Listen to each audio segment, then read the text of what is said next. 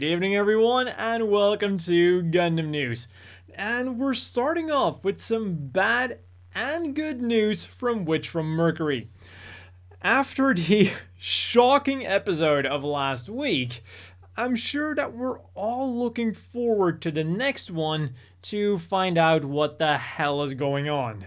And unfortunately, we're gonna have to wait another week. This week we're just going to get a recap episode. Well, it's not really an episode, it's just going to be a recap video, so it's not going to be included in the official episode count, but basically we're getting a recap episode after 6 episodes. And then on the 20th, we will finally get to see what happens next. On the positive side then, the official tie-in short story has finally been translated officially into English and was released alongside the English version of the anime's intro song. 2 things that you should totally check out, and I will have them of course linked down below. Now, what I did find funny though is that I found out about both the English version of the intro song and the novel through the Japanese Gundam.info website. And as of me writing this, there actually still isn't an announcement on the English version of Gundam.info. It just kinda appeared on the website and they didn't really post anything about that. So definitely go check that out because it's totally worth reading. And good news doesn't stop there. A Zeta prize figure was previously already announced, but we're now also getting a Miorine figure to go along with her in the 2nd week of April. And I don't remember which figure I said it about. I think I said it about the Zeta figure actually. But again, with this Miorine figure, compared to some of the other recent Gundam Girl and Gundam Guy figures that we've been getting, things are looking pretty good.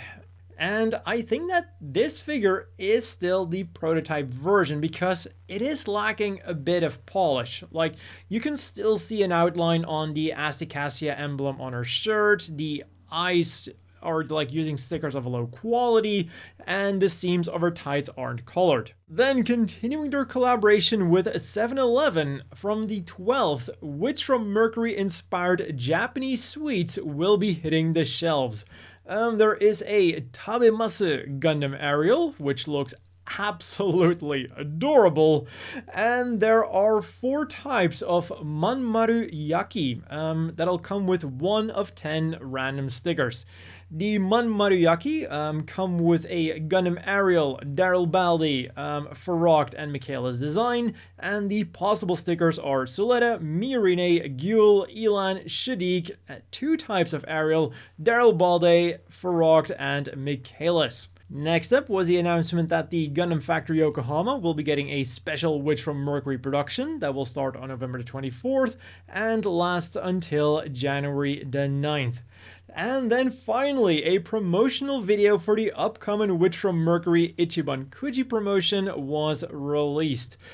Although, if you want to watch it, you'll either have to live in Japan or pretend that you're living in Japan with NordVPN. So if you too need to dodge some of those pesky region locks, or you just want some extra security while browsing online, you can use the link down below or my code kkrt to not just get a sweet discount, but to also support the channel. And also, I said upcoming, but by the time that this video goes live, the Ichiban Kuji lottery tickets should be up for sale. And talking about lotteries, over at the Gundam base, lottery sales started for the real great Gundam base limited High New Gundam Titanium Finish version, with the lucky winners being allowed to buy one for 9,900 yen, 70 US. And over at Gundam Side F, lottery sales began for the real great RX 93 FF New Gundam, with the lucky winners being allowed to buy one for 4,950 yen, 35 US. Quickly back to the Gundam Factory Yokohama then. In addition to the Witch from Mercury program, they will also be participating in the night viewing event of Yokohama's coastal area. It's called Yorunoyo and will run from November 24th until January the 3rd, and it not only involves the Gundam getting some cool lights, but the whole coastal area, so no doubt this is going to look amazing.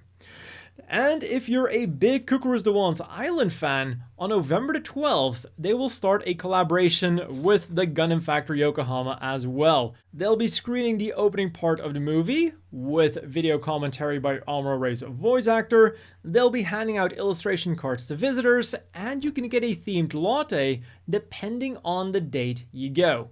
You can get an Amuro Ray one from November the 12th until November the 25th. You can get a Doan's Zaku one from November the 26th until December 11th, which is when the collaboration ends. And throughout the entire collaboration, you can always get a Gundam one. On the gaming front then, in Gundam Battle Operation 2, the absolutely amazing looking Gym Sniper 3 mid-range support type has joined the fight. In Gundam Breaker Mobile, the even better looking Strike Noir, Trace, and Stella in civilian clothes were introduced, as well as the Armor of the Red Planet event.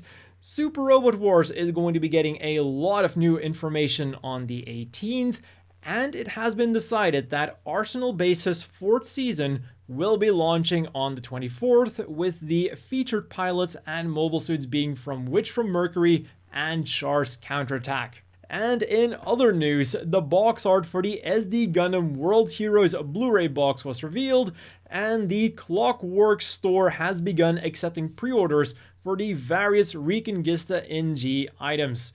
And for those interested, I'll have the website linked down below. So, on to the things you could get this week then. On the 9th, we got a bunch of music.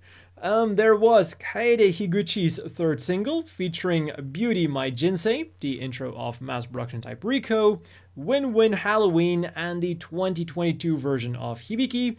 There was the Witch from Mercury ending single featuring the ending song in full instrumental and TV-sized versions, as well as a regular and instrumental version of Mercury. And if you go for the limited edition, you will also get a DVD with the creditless ending movie. But the big release was, of course, the opening theme single by YOASOBI, which could also be bought as a limited edition with a really sweet looking demi-trainer. And contrary to what I said in an earlier video, it does only come with the high-grade demi-trainer and not with a high-grade aerial. Instead, it just comes with stickers that you can apply to your own Gundam aerial. But still a really nice set, again with an amazing looking high-grade demi-trainer nonetheless. And on the CD you will find the regular version, English version, TV version, and instrumental version of the intro.